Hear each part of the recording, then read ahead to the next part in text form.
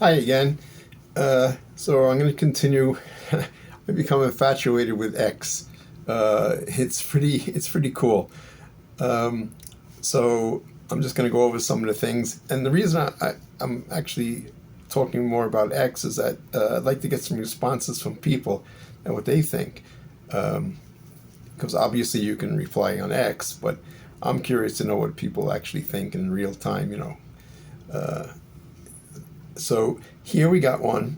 Arabs in Germany are throwing around the Nazi salutes.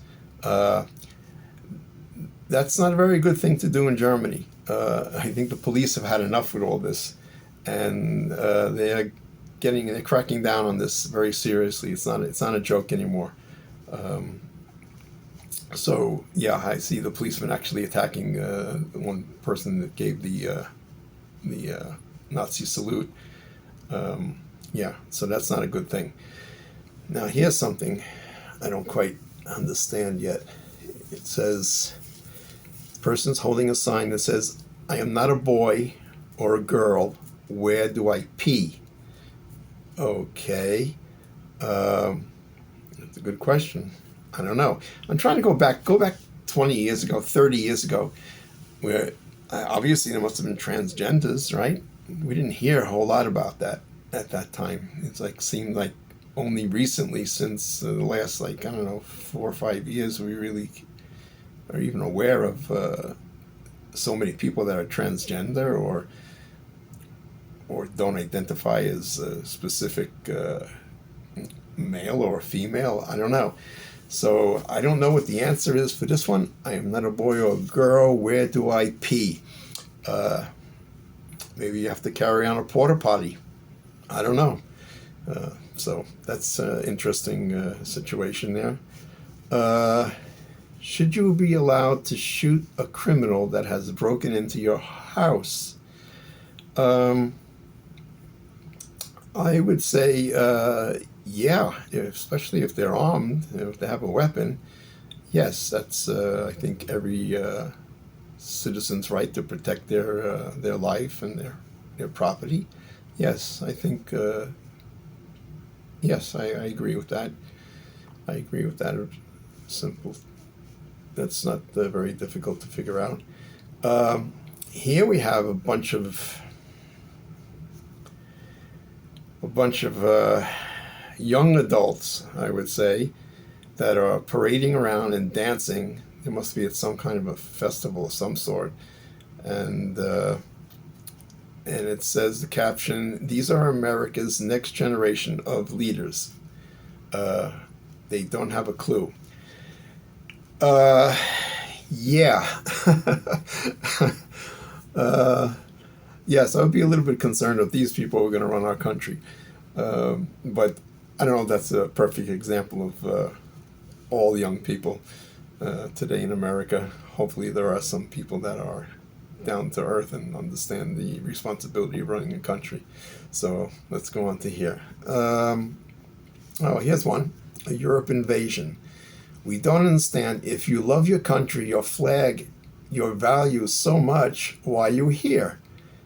Why are you fighting to turn the UK into a dump? Go back to your country. Well, this is interesting because I understand a lot of people that migrate to the West are looking for a better life. But at the same time, if you're so indulged and you love your country and you're such a patriot to your country, why don't you change your own country? Simple. I mean, I don't see any problem with that. I mean, if you really, really, really love your country, you would do everything you possibly could to change your country for the better and make it your home. That's where you were born. And that's your country. Uh, so I kind of understand that, especially if people try to impose their way and try to change the country that the host country accepted them to come as immigrants. Yeah, I think, yeah, there is something to that. You know, Listen, I'm sure if things happen here, we would change. We would change our country. I don't think we'd actually leave. There's actually no place to go. Where would we go? I mean, not going to go to Europe, right? Not going to go to South America. Um, yeah, I think we would stand up and make changes. That's what it's all about. So that's my idea on that. Um, uh, Here's someone who is, this man wants to end farming and for everyone in Britain to go vegan. Um, no, I don't think so. I like meat. I'm not in Britain. I used to live in the UK actually. I lived outside of London in Staines. Um, but no, I'm not going vegan. Sorry. You know, I'm over 70 years old. I like my meat. Fine. I don't indulge every day, but I do like my meat occasionally. So yes, I'm not going vegan, and I don't think he should try to. He wants to end the farming. Great. Another great idea, right? Okay. Uh, hmm. So this one, I didn't see this one before. John Kerry's daughter, which is the supposedly the unappointed, unofficial czar of climate change for the United States, who flies around in a private jet all over the world, screaming and yelling about climate change.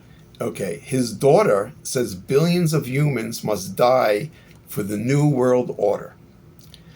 I'm not quite sure what she means by that. Uh, does she mean that the planet is going to implode and billions of people are going to die? So I don't know where she's coming from and doesn't really explain, so I'm not going to really go there. All right. Okay. Oh, here's one. Oh, this one is a good one.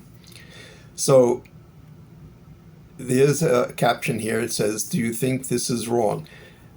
And there's a gentleman who has, it looks like this Kentucky gentleman has quintuplets, and he has them hooked up to a harness, and he's actually, they're walking.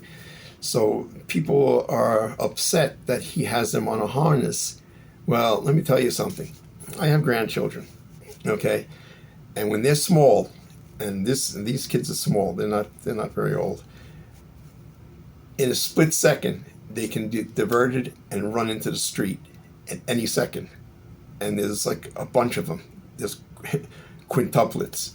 So I don't think there's anything wrong with this. I think there is no other way for him to actually take them outside, out into the public, when there's traffic going on and all kinds of distractions. I don't think there's anything terribly wrong with that. Some people might see it as something wrong, but, he's one person, and how do you deal with quintuplets in the middle of the city? So I don't think this is terribly wrong. I think he's okay with this. I am, at least. Okay. Okay, here's an interesting one. So this gentleman is talking about Kamala Harris's grocery price gouging plan. So basically what they want to do is they want to control the prices of food. And he continues to say, every socialist experiment in human history has started with caps on food and has resulted in breadlines. Yeah, that's not a good idea, I don't think. I think that,